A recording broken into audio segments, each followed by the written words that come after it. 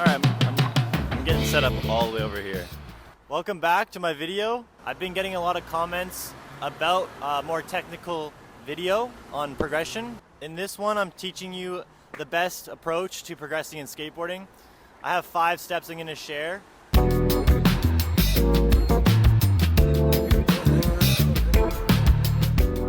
In my opinion, step number 1 is your why. Why do you skateboard?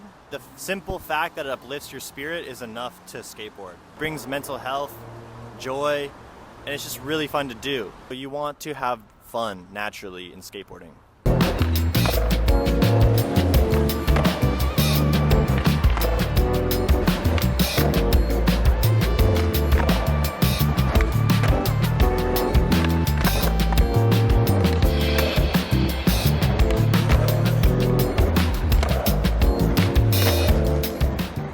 The second step I would consider when progressing in skateboarding would be to get familiar with the skateboard. Do pushing a lot. Post around your neighborhood. The basics of pushing, stopping, slowing down. Also, bicycling can help strengthen your body.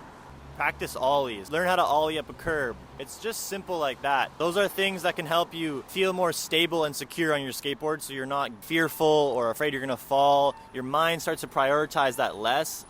And it's less about security and more about having fun and breaking those barriers of comfort. And that's a good indication you're ready for the next step. Step number 3 is getting basic tricks down. Starting to get familiar with ollies, 180s. Frontside 180s are a big game changer. Pop shove-its, those will boost you and get you motivated. That's a good feeling trick. I remember when I learned pop shove-its my first time, and that's the only trick I did. I was obsessed with that trick. You could also factor in fakie, which is very similar to ollie. You could practice with nollie and switch, but those are a little tougher because you're using your opposite foot. Getting comfortable just feeling out these little tricks. You don't have to flip your board yet. You can stick with spins and 180s. Get more familiar with flicking your board, tossing your board, and having the reflexes to stabilize yourself if you're gonna fall. Once you do that enough times, you'll be ready to keep stacking up and starting to flip your board now. At this time, it's also a good point to watch a lot of slow motion skateboarding or just slow motion any trick in a video part just to see how other people set up their feet and how much pressure they're using in certain areas of the board. That'll help immensely. The next tip, on to 4.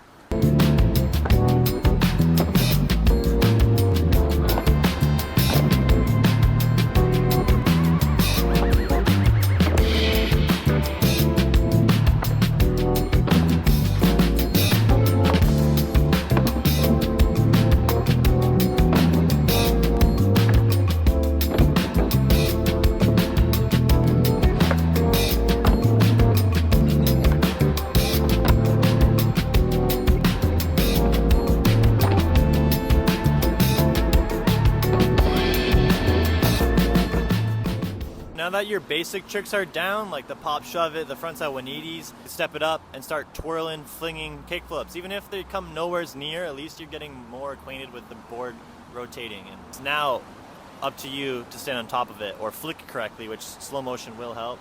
Because then once you have rotations down, you can combine pop shove-its or 180s with those rotations, and that's when it starts to get more advanced and technical. And that'll compound into more variations and advanced tricks.